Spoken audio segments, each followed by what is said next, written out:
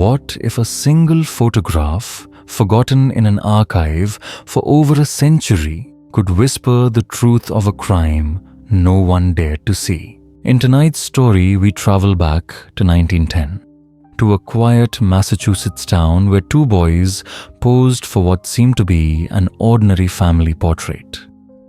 But beneath the stillness of that image lay bruises, silence, and something far darker. Decades later, a historian named Robert Hayes would uncover the photograph, and with it a chain of secrets stretching through generations. A story of cruelty, hidden within childhood innocence, and of one woman's quiet act of rescue that changed everything. As the pieces unfold, letters, hospital records, and a long-lost family line, the photograph begins to speak at last. What did it capture that no one else could see? And why did the boy who survived never speak of it again? Settle in and let's listen to what history tried so hard to forget. Dr. Robert Hayes drew the archival box from the shelf with practiced care, his fingertips gliding over the brittle cardboard without leaving a trace. Afternoon light filtered through the tall windows of the Massachusetts Historical Society, stretching pale shadows across the quiet room where forgotten histories slept in rows. For 3 months now, Robert had been cataloging early 20th century family photographs, hundreds of still moments from lives long since silenced. Each image a small window into another century. This particular collection had come from an estate sale in Worcester. The remnants of the Whitmore family, sold off after the last surviving heir had died without children. Most of the photographs were ordinary, predictable, even stiff-backed grandparents, formal wedding portraits, children dressed in their Sunday best. But then one image made Robert pause. Two boys, perhaps 7 years old, stood side by side in matching sailor suits. Identical twins, their faces so alike they seemed mirrored. On the back, written in fading pencil, were a date 1910 and two names, Thomas and William. Behind them, the painted garden, backdrop so popular at the time. Both boys held tin toys, small drums, and their hair was combed with identical precision, parted sharply to the left. At first glance, it looked like any other portrait of the era formal, posed a symbol of pride and prosperity meant to endure. Robert nearly slipped it into the standard catalog folder and moved on. But something, a faint instinct, a subtle irregularity stopped him. The image was unusually sharp for 1910. The studio must have used exceptional lenses and lighting. He could see the very weave of the sailor fabric, each button gleaming, even the delicate texture of the boy's skin. Thomas, according to the note, stood slightly taller, chin lifted, eyes fixed directly on the camera. William lingered a half step behind, shoulders drawn inward, gaze lowered. Robert set the photo on the examination table and reached for his magnifying glass. Routine work, nothing more. Check for damage, record condition note, any remarkable details. These were children from another time, frozen harmless. He placed the glass over Thomas first. Perfect focus, no flaws. Then he drifted slowly toward William, and his breath caught. His hand trembled as he refocused. What he saw could not be right. He blinked, turned toward the window, then looked again. The mark was still there. Along William's left cheek, just beneath the soft shadow of his jaw, was a dark discoloration. Not a defect in the photographic plate, not an illusion of light. It was something on the child's skin, a bruise, and not just one. As Robert traced the glass downward past the boy's collar, another mark revealed itself, faint but unmistakable. The edge of a handprint. A chill crept up his spine. He had examined thousands of historical photographs, knew the language of light and imperfection, how chance could play tricks on old film. But this was no trick. Once you saw it, you couldn't unsee it. He moved the glass to William's small hands, clutching the toy drum. The knuckles were slightly swollen, and around his right wrist, just visible where the sleeve had ridden up, was another dark ring, the shape of fingers gripping too tightly. Robert set the magnifier down. The sunlight had shifted, and the archive room seemed colder now. He looked again at the two brothers Thomas, standing tall and certain. William, smaller, withdrawn, marked by something he could never speak aloud. Perhaps Robert thought he was imagining it, seeing patterns where none existed. But 30 years of archival work had taught him to trust what the eye remembers, even when the heart wants to look away. He turned the photograph over once more. Thomas and William, 1910. No story, no family record, no explanation for why one boy stood proud while the other seemed to fade. Robert reached for his notebook. His pencil began to move, documenting every visible mark, measuring their placement, sketching the outlines. The photograph was no longer just an archival entry.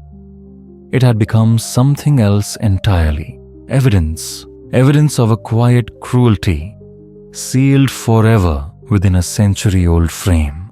That night, Robert Hayes did not sleep. The image of William's bruised face stayed with Robert long after he left the archives.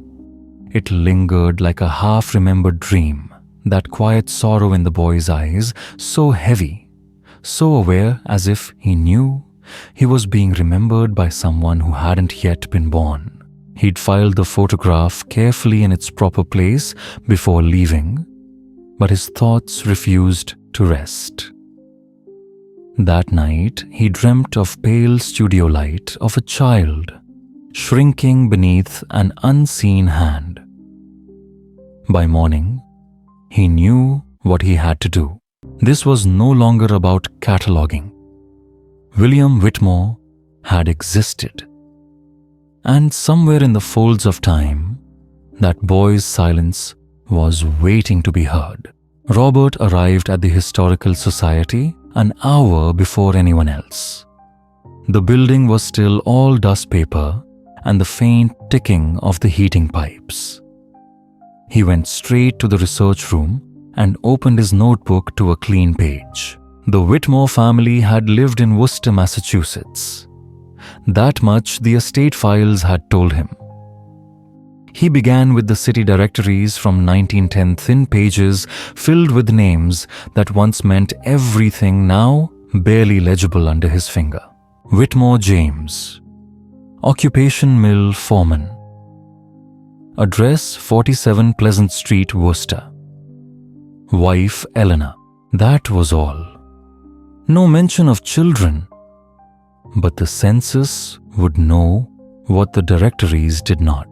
He opened the 1910 federal census on the society's old computer, one of the few digital relics among so many paper ghosts. The screen flickered, then filled with names. And there they were. James Whitmore, age 34. Eleanor Whitmore, age 31. Thomas and William, both age 7. Born in Massachusetts. Twins. Born 1903. Robert sat back, letting the information settle. If they had lived long lives, they would have seen the Second World War grown old through the 1970s, maybe even into the 1980s. But had they? He printed the page and slid it into a new folder labeling it carefully Whitmore Investigation. That familiar pull of research filled him, that quiet thrill of discovery. But beneath it was something else this time. Urgency, compassion, a kind of grief he couldn't quite name. What had happened inside that house on Pleasant Street? What lay beneath the perfect posture of Thomas, the timid stance of William? Could the truth still be found, or had it dissolved with time? The clock told him it was still early. The Worcester Public Library would open in 2 hours. There he might find what he needed: local newspapers, death records, property deeds, maybe even whispers of what no one had dared to say aloud. He locked the photograph away in his desk and gathered his notes. Outside, the morning light felt pale and uncertain. The local history room of the Worcester Public Library greeted him with the familiar scent of aged paper and dust, the smell of stories waiting to be remembered.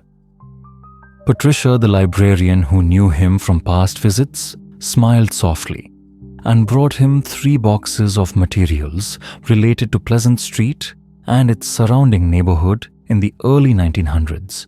He began with the Worcester Evening Gazette, scrolling through the grainy microfilm reels from 1910. He didn't know exactly what he hoped to find. Perhaps a police report, a small notice, anything that might explain the bruises on that child's face. Hours passed in silence. The machine whirred softly, and the flickering pages of history slipped by column after column. Only once did the name appear, a small mention. Buried in local business news, James Whitmore promoted to foreman at the Crompton Loom Works. Nothing more. Robert rubbed his eyes and turned to another source: school records. Patricia led him to a bound volume of attendance ledgers for the Woodland Street School, which had served the Pleasant Street neighborhood in 1910. There they were again. Thomas and William Whitmore, enrolled in 2nd grade, September 1910. He ran his finger along the neat, looping handwriting. Thomas, perfect attendance through the fall. William, 5 absences in September, 4 in October, 6 in November. The teacher's notes gave the same reason, each time illness. Robert felt the faint tightening in his chest. He took out his phone and photographed the pages. He'd seen this pattern before. In old records, in social archives, in reports from child welfare cases a century later. Children who were hurt often missed school, not because of fevers or coughs, but because the evidence had to fade before they could be seen again. The implication was quiet, but chilling. He pressed on, searching through property deeds next. The Whitmores hadn't owned their house they'd rented, which meant they'd left fewer traces behind. Renters rarely left paper trails. Their histories tended to vanish like dust swept from a threshold. Robert closed the folder and leaned back in his chair, the faint hum of the microfilm reader filling the silence. Each record he found gave him only fragments, dates, names, addresses, but never the why. And yet, in that small photograph back in his drawer, the why was already written on a child's cheek, in a handprint barely visible beneath a sailor's collar. The landlord, Robert noted, was listed as the Bankroof Estate Trust, a name that felt cold, institutional, indifferent. He made a note to check whether any complaints or unusual incidents had ever been reported by tenants or neighbors. As the afternoon light shifted through the tall library windows, he kept digging, gathering tiny pieces of a puzzle that refused to form a clear picture. A birth announcement from 1903, twin boys, healthy and identical. A church bulletin from 1909, where Mrs. Eleanor Whitmore appeared on the roster of the Ladies' Aid Society at the First Congregational Church. Union records from the Crompton Loom Works confirmed that James Whitmore the father was a foreman, respected and steady, a man of good standing. On paper, the Whitmores were a model family. Working class, upright, stable. The kind of household that drew polite nods at Sunday service and kept its ugliest truths hidden behind carefully closed doors. Robert was nearly done for the day, packing the last of the fragile documents back into their boxes when a small clipping slipped loose and caught his eye. It was barely a paragraph. Long printed in the Worcester Evening Gazette, December 1910, just 2 months after the photograph had been taken. The headline read, "Mill Foreman's Son Hospitalized After Fall." The article was brief. William Whitmore, aged 7, was treated at City Hospital for a broken arm after falling from a tree in his yard. His father, James Whitmore, reported that the boy was expected to make a full recovery. Robert read it once, then twice, and then a third time. A broken arm. Just weeks after the photograph. Another injury neatly explained away. He sat back in his chair, jaw tight. The pattern was no longer subtle. Robert knew that accessing hospital records from 1910 would be difficult. Privacy laws lingered even for the long dead. But he also knew that exceptions could be made for researchers, especially when the work carried what he carefully called historical significance in the study of early child welfare. That night, he sat at his desk drafting a formal request to the Worcester City Hospital archives. He wrote of his research into early 20th century family documentation of how photographs preserved unspoken social truths. He mentioned the bruises, the school absences, and the newspaper article about the fall. He used the language of academia, professional detached, though his heart pulsed faster with every line. While waiting for a reply, he returned to the Historical Society and requested the entire Whitmore photographic collection. There were 17 images in total spanning roughly from 1905 to 1925. He arranged them chronologically across the long examination table. The earliest photograph showed James and Eleanor on their wedding day. Young, solemn, their hands barely touching. Next came the twins, as infants swaddled identically. Then came toddler portraits. Both boys smiling, dressed alike, the perfect mirror of brotherhood. But beginning in 1910, the tone changed. In every photograph, from that point onward, Thomas stood at the center chin, lifted eyes confident, while William seemed to recede a step, behind gaze, lowered presence, fading. In a 1911 family portrait, William's face was turned slightly away from the camera. In another image from 1912, taken on a beach, Thomas smiled broadly at the lens, while William's expression was distant, vacant, as though he were already elsewhere. Robert leaned closer, the magnifying glass trembling slightly in his hand. In the 1911 photograph, William wore a high-collared shirt despite the bright summer light and the short sleeves worn by everyone else. In the 1912 beach photograph, faint smudges traced along his forearm, difficult to confirm in monochrome, but eerily consistent with fading bruises. Then came the photographs after 1913, and there, silence. No more William, only Thomas. He appeared in school portraits, in family gatherings, in a studio image from 1915. But always alone now, as if the twin who once mirrored him had never existed. William had vanished not only from life, but from record. Robert's phone rang, startling him. It was the hospital records department. Their tone was polite, cautious, but then came the words he'd hoped for. His request had been approved. The archives were incomplete. They warned him many patient files had been lost to time or fire. But William Whitmore's record from December 1910 had survived. He could come view it the following morning. Robert confirmed immediately, trying to steady his voice. His pulse quickened, his hands slightly cold. He spent the rest of the evening combing through death records, half dreading what he might find. If William had died young, the silence in the family photographs would make sense, but the confirmation would also end something fragile inside Robert. He searched every registry from 1910 to 1920. Nothing. No death certificate for a William Whitmore of Worcester, which meant the boy had survived. At least for a time. But where had he gone?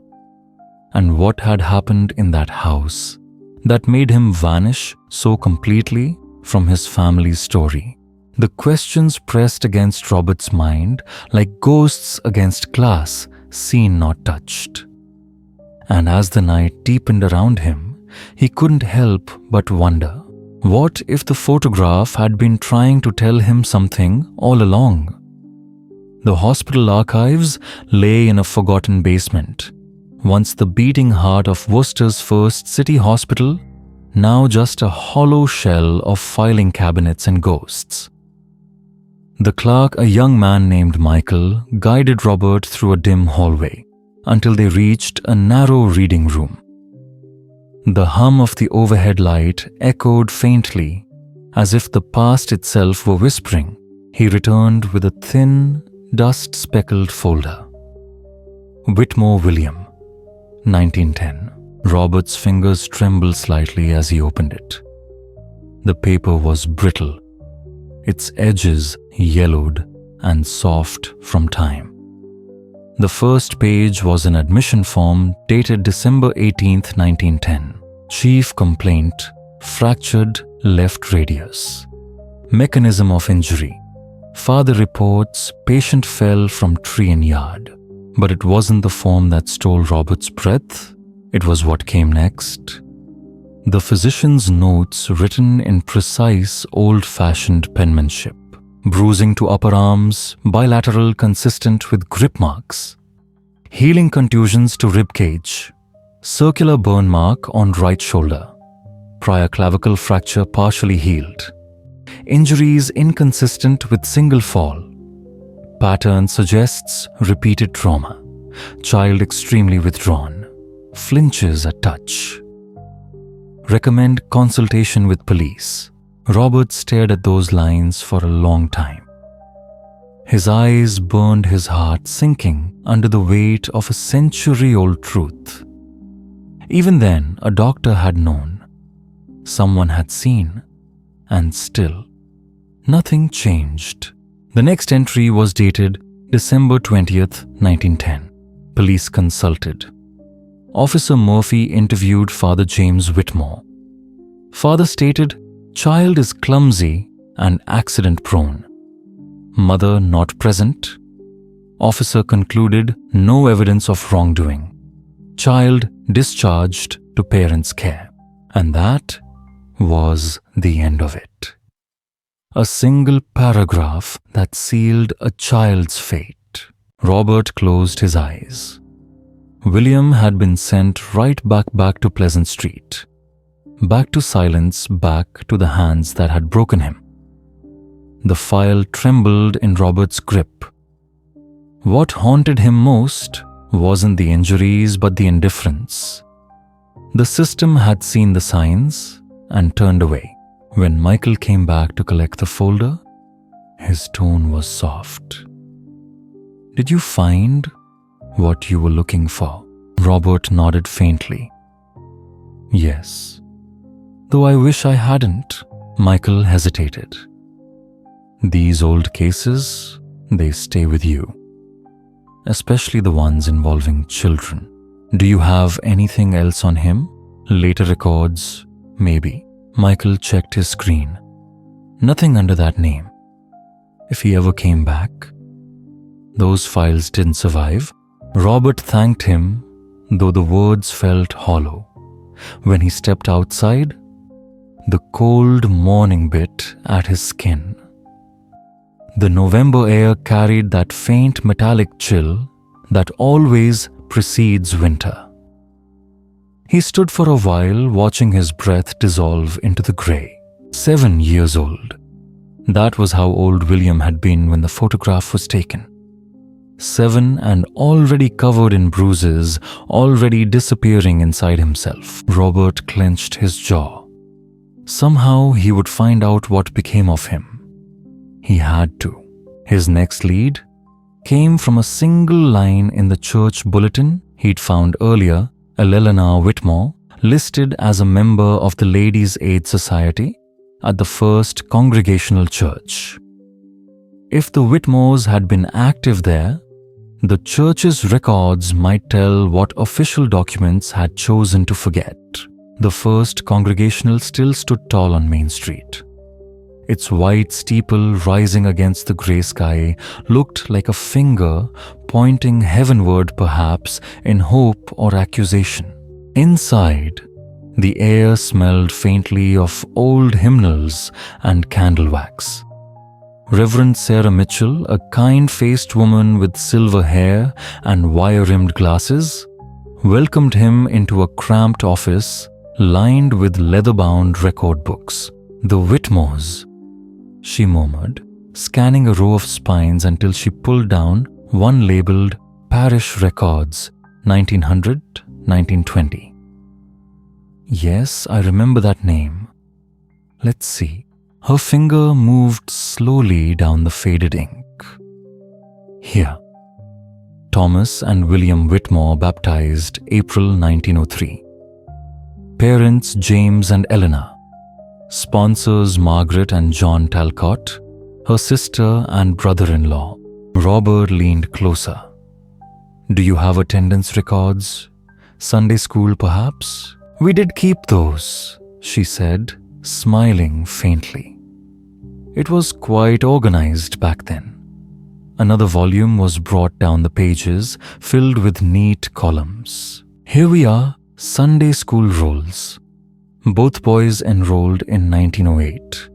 Regular attendance through 1910. Her voice trailed off. Robert noticed the way her finger paused mid-line. "What is it?" "William stopped coming in January 1911, she said softly. Thomas continued for years right up to his confirmation in 1917. January 1911.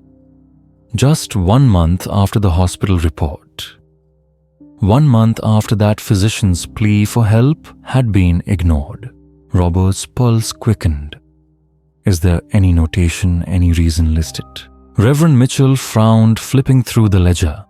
Nothing official.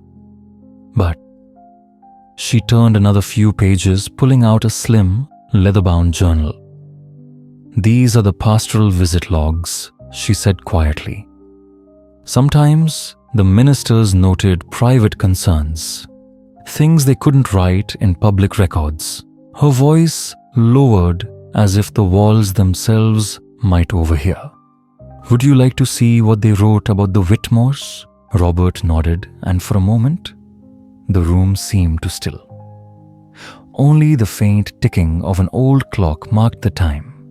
Its sound slow and heavy, like the heartbeat of a story that refused to stay buried. The Reverend turned the fragile pages carefully, her fingertips barely grazing the paper. The minister at that time, she said softly, was Reverend Martin.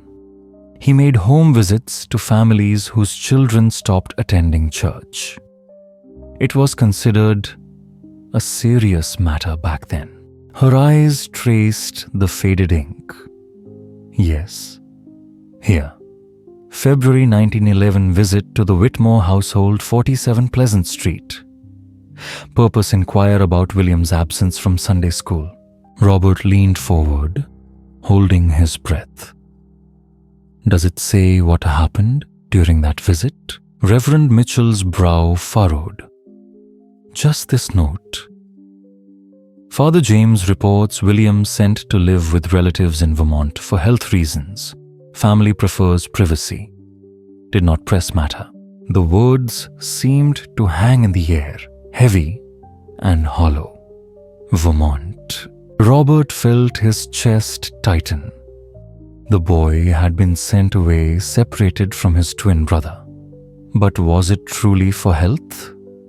Or was it something else entirely? He asked. Did the church keep contact with them after that? Reverend Mitchell shook her head gently. Eleanor continued attending for a few years, but her participation dropped off.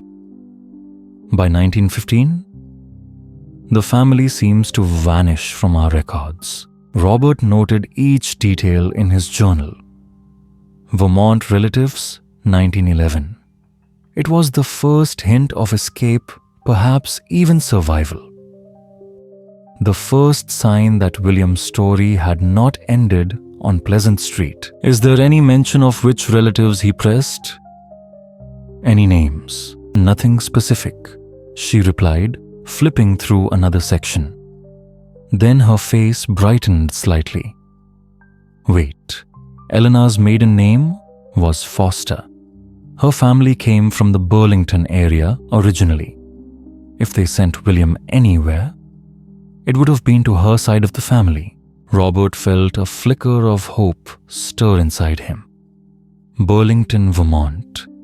Finally, a direction, a road out of Worcester, a life beyond the bruises. He thanked the Reverend, promising to share what he discovered, and stepped out into the fading afternoon light.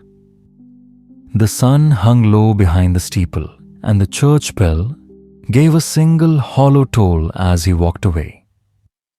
It sounded, he thought, almost like farewell. That night, long after the Historical Society had closed, Robert sat in his apartment, surrounded by notes, census printouts, and maps of Vermont. The blue light from his laptop flickered across his face.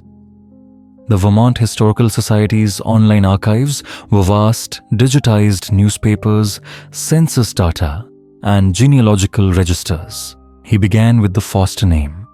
John and Mary Foster of Shelburne, just south of Burlington. A small farm. 2 daughters, 1 son. Both parents gone by 1920. But there were siblings, 2 sisters, 1 brother. And the youngest sister, Margaret, had married a man named John Stevens. Robert's heart skipped. Margaret Stevens. The name of William's godmother from the baptism records. He searched the Burlington city directories and the federal census records for 1910 through 1920. There he found it. 1920, Census Burlington, Vermont. Household of John Stevens, schoolteacher. Margaret Stevens' wife. 3 children of their own. And 1 additional name, written neatly in faded ink. Whitmore William, nephew, age 17, born Massachusetts. Robert stared at the screen for a long moment, unable to breathe. William, alive, living with his aunt and uncle for nearly 9 years. He picked up the phone immediately and called the Vermont Historical Society. A researcher named Elizabeth answered, a calm, patient voice, accustomed to strange requests from the past. When he explained what he was looking for, she promised to search the physical archives in Burlington. 2 days later, she called him back. I found quite a bit, she said. John Stevens was a schoolteacher respected in the community. Margaret was active in the local Episcopal church. And William? She paused, shuffling papers. There are several mentions of him in the school records. Robert's voice was barely a whisper. What kind of mentions? He attended Burlington High from 1911 to 1919, Elizabeth said, graduated with honors, won a mathematics prize in 1918, played violin in the school orchestra. Captain of the chess club, Robert pressed a hand to his mouth. For a moment, the room spun. William hadn't just survived. He had become someone, away from Pleasant Street, away from his father's silence and his brother's cruelty. The boy had been allowed to grow, to learn, to breathe. "Do you know what happened after high school?" Robert asked. "Yes," she replied. He attended the University of Vermont. Starting in 1919, studied engineering. Graduated in 1923. Then took a position at General Electric in Schenectady, New York. Robert scribbled notes furiously, his heart full but heavy. Elizabeth hesitated before continuing. "There's one more thing." A letter dated 1911. Margaret Stevens wrote to the Burlington School Board requesting enrollment for her nephew. She said William had come to live with them permanently due to difficult family circumstances and that he was in need of a stable and nurturing home. Robert closed his notebook slowly. A stable and nurturing home. It was the closest thing to salvation the boy had ever been given. He leaned back in his chair, staring out the window.